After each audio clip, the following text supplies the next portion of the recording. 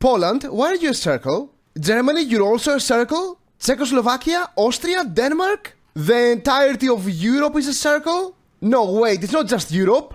The whole entire world is a circle? Yes, today we have turned every single province and country in HOI4 into a circle. And of course, the biggest circle of them all is going to be the Soviet Union. Just looking at this gives me nightmares about Operation Barbarossa. But of course we have other plenty of big circles, like France right here, and right next to France, the USA. Also yes, in this universe, France is in fact bigger than the UK. As long as you don't count all of the British colonies like Canada up here, or all the way to the other side of the world, the British Raj, Australia, and of course New Zealand. New Zealand, by the way, looks more like a hexagon than a circle. Now you might be wondering, how are all of these circles connected with each other? Well, if I zoom into one random country, let's say Siam right here, you will notice that every circle is connected via small lines with all of its circle neighbors. So for example, this province right here is connected with all of the other provinces around it. And the outer part of its country is a bit more spread apart but still connected. Which actually makes me think that invading a country is gonna be the most difficult part of this. How is the circle-only world going to turn out? I have absolutely no clue.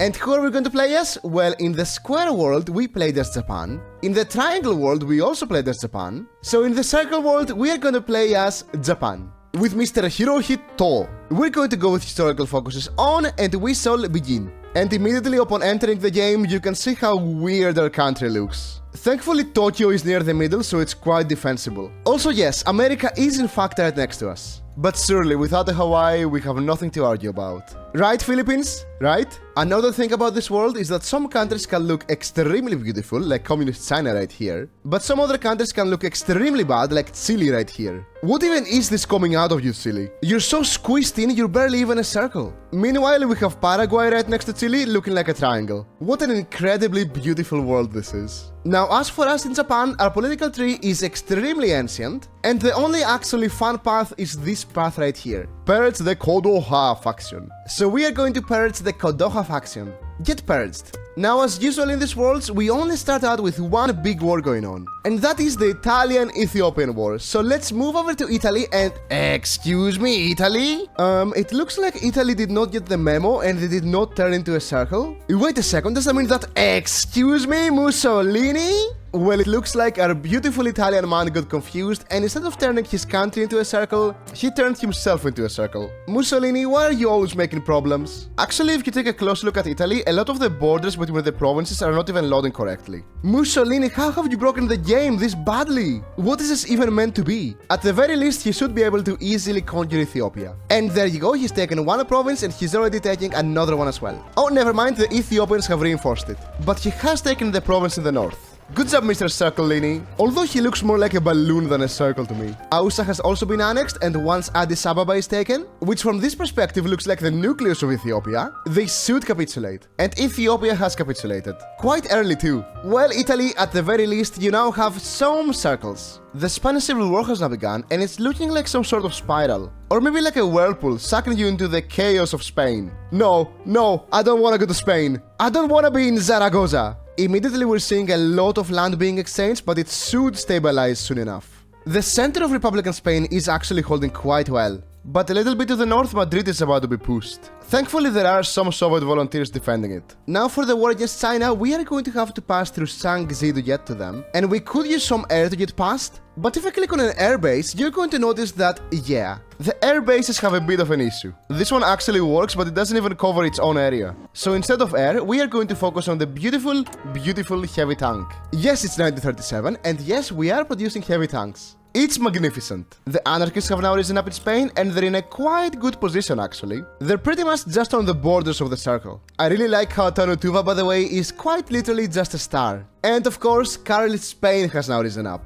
Historical, by the way. So yeah, currently I have absolutely no clue who's going to win the civil war. It looks like nationalist Spain is winning, but Republican Spain is also doing quite well. Never mind, nationalist Spain has in fact capitulated. This might be the most ahistorical game I've ever played. Somehow the AI has done the impossible and Republican Spain has won the Spanish Civil War. I have quite literally never seen this happen before on Historical. That's the power of the circle. Austria has been unscloosed and now Germany looks like that robot from Star Wars. It really does actually. And here's the reason why you should never do the focus to go to war with China as Japan. You will always get this event which leads you to go to war with them, and if you go to war with them this way, you won't get the horrible debuffs of the focus. And a few days later we can now get a free China. We still have to fight them, but it's going to be a lot easier. And as expected, the front lines in this look absolutely insane. What is this even supposed to be? At least this one here is kinda normal. With the Chinese front forming, we may now declare the war as soon as possible. I still want to deploy a couple more heavy tanks though. With our heavy tanks deployed and Shangzi in the Chinese faction, Mr. Chiang Kai-shek, declare war.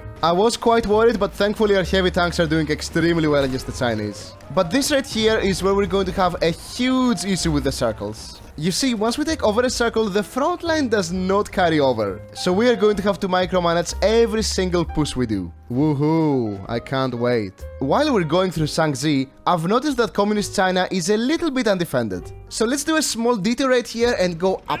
And yes, they are in fact quite undefended. So Communist China should fall extremely quickly. And they capitulated. With a small detour done with, let us now continue taking over Shangzi. And by taking a quick glance at it, I've noticed there's only 2 connections with mainland China. So let's select our tanks right here and go all the way to those 2 connections. Meanwhile, by the way, Czechoslovakia looks like this. You know what? It's actually quite beautiful for once. And the 2 connections have been taken, so Reddit, can you please read my encirclement? Also yes, I did say encirclement, what else did you expect? And Shangzi has capitulated, so all of these divisions are about to be completely gone. I just realized I'm doing an encirclement in a circle. Is this the most powerful encirclement? Maybe. I'm looking at China right now, and I've noticed they have a lot of provinces but not enough divisions. So I'm wondering, what if I select one of my generals and I give him a garrison order all around China? I think this might actually be the best way to take them out. We still need the tanks for the breakthroughs, but the rest of the provinces should be handled by the infantry. And we have accomplished 2 more enCIRCLEments. Who would have expected that enCIRCLEments are so easy to do in this circle world? Also, it's October 1939 and World War II still has not even begun. What are you doing, Germany? Actually, that's a good question. What exactly are you doing? They're doing combined arms. Have they even done Danzig? They've done Danzig. Germany, are you okay? Well, at the very least, the Soviets are doing something and they have declared war on Finland. Will they be able to cross into them? I'm not entirely certain. We have now gone far enough down China where we now border with this weird green country here. And which country has a very weird green color in HOI4? It is, of course, Australia. Absolutely disgusting. But you know what? I love it. Thankfully, Germany has finally decided to do something and they have declared war on Luxembourg. Wow, Germany, really? You did not declare war on Poland, but you declared war on Luxembourg? That's just mean. A few days later, they declared war on Belgium and the Netherlands, and those 2 countries did in fact join the Allies. So yes, it took a few months, but we finally have World War II. Germany looks slightly cornered, but hopefully they can hold out.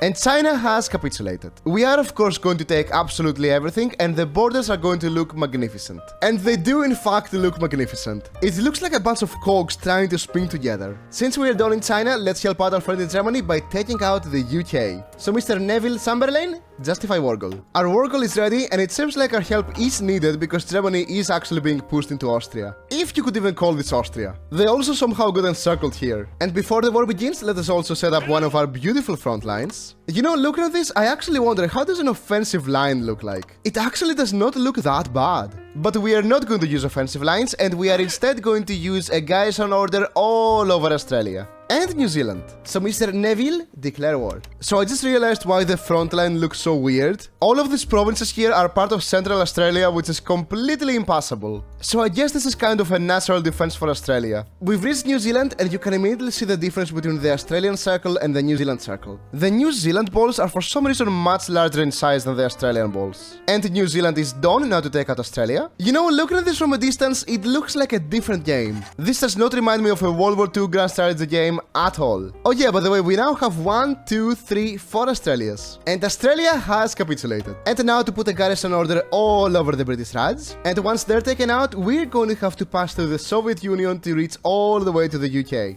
Germany, by the way, is doing, well, they're not doing that well. They haven't lost any big major cities, but they've done 0 pushes. Even Italy is completely struggling. The Dutch East Indies have almost capitulated. I just wish I could tell where the capital is. Because as it stands right now, I can see 0 VPs. Thankfully they capitulated. India also seems to be falling very quickly. And once we're done with India, we have to worry about the Soviet Union. Hopefully Germany declares on them, but looking at the state they're in, I highly doubt it. They actually don't even border them. Italy somehow borders them. So I just got an event about the fall of Budapest, and apparently Greece has taken Budapest. Congratulations, Mussolini. In every world you enter, you always screw over your allies. India has capitulated, so we may now justify war on the Soviet Union. Specifically for North Sakhalin. I actually wonder, where even is that? North Sakhalin. Ah yes, it's right here, just next to Romania? Romania, your entire country is encircled. Well, Horthy might be losing to Greece, but at least he encircled Romania. Our troops are prepared on the border against the Soviets. There is one slight issue though, the Soviets are a huge country.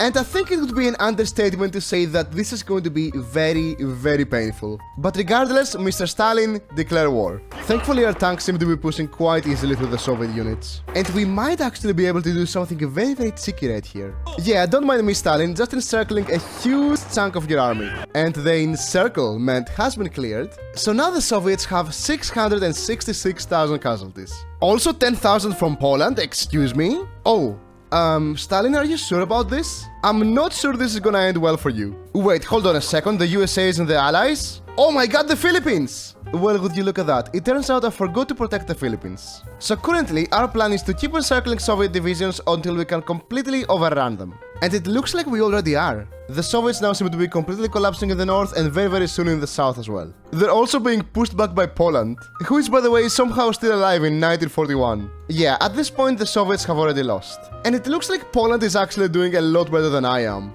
Well, the thing is, this is actually a lot easier for the AI because they don't have to micromanage the entire front line. A few encirclements later and the Soviets have almost no troops at the border now. In fact, they might not even have more than 100 divisions. And day by day, the Japanese and Polish fronts are slowly approaching each other. Actually, I'm wondering, where's Moscow? I was thinking there might be a race to Moscow, but we're going to reach it way before the Polish do. Ah yes, and of all the powerful countries in the world, Chile has declared war on us. And Chile is probably somewhere near America. Oh, there it is. Oh yeah, it's that one disgusting country, with this weird ball growing out of them. And Moscow is about to fall, very beautiful. Leningrad is also about to fall. I was hoping we would reach the center before the Polish would, but we were very slightly too late. And the Soviets have capitulated. Poland sadly does not have a very high war score, but I will give them some things here and there. Also for some reason Ethiopia was in this war. Historical, by the way. And the peace deal is done. And just like I said, I gave Poland their fair share. So to explain the borders here, we have a Poland, then we have a Japan, then we have a Poland, then we have another Japan, and then we have a Poland. Then we have another Poland, then we have another Japan, then we have another Poland, then one more Japan, then one more Poland, then the second to last Japan, then the last Poland, and then the last Japan. It's absolutely magnificent.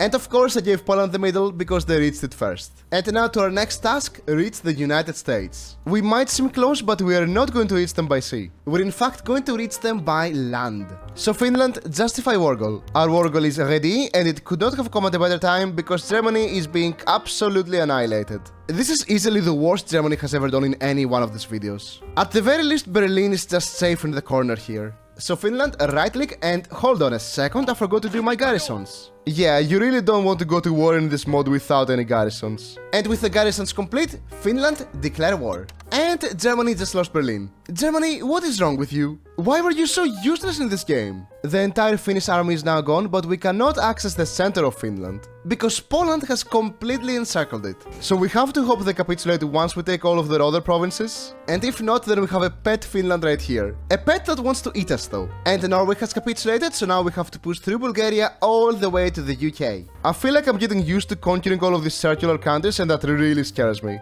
Bulgaria has capitulated, and now we have to go all the way to London. The Axis, by the way, is in an extremely bad situation, and the only thing of all places keeping them together is Italy. They're also trying to snake around me through the Soviets here, but you know what, I'm sure nothing bad is going to happen from this. Well, it seems like the Allies are a bit too occupied with the Axis, and we have managed to do a huge push through the UK. And at the same time, Italy is also falling very quickly, and the UK has capitulated. There is one small issue though, the German Reich owns most of it. Thankfully, they don't have that many units, so we should be able to just retake it. Italy has now entered the civil war, so they should collapse very quickly. And we are going to push all the way to Washington. If I knew where Washington was, oh, right here. So yeah, I'm just going to set the tank to every single victory point and hope the Americans do not catch us. All of the orders are ready and it's looking like Mussolini's pasta. Although it is red, so I don't know how Italian it is. Red pasta does sound like American pasta to me.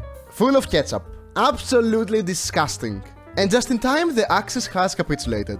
We sadly almost have no points, so I'm just going to let the AI handle this. As for the Americans, they are slowly collapsing, but there is one huge issue. And that issue is named Poland. Yes, we are now at war with Poland. I don't know why, I don't know how, but we are at war with them. And there is no way I can fight back with these kinds of borders here. So let's try to capitulate America as quickly as possible, then we'll decide what to do with Poland. And a few months later, the Allies have capitulated. We are of course going to take absolutely everything, but I'm not sure for how long we can keep it. Because Mr. Poland right here seems to have other plans for us. The peace deal is done, and now, to do something I never usually do in HOI4, we are going to open the console, type this beautiful command right here, then we are going to right-click on Poland and let them take whatever they want. And Poland finished their peace deal, and it's actually a lot more beautiful than I expected. Finally, the nightmare is over. The circles have all been conquered. There's no more angular provinces, except for Italy, I guess. And we can finally rest. So what would happen if every province was a circle? Well,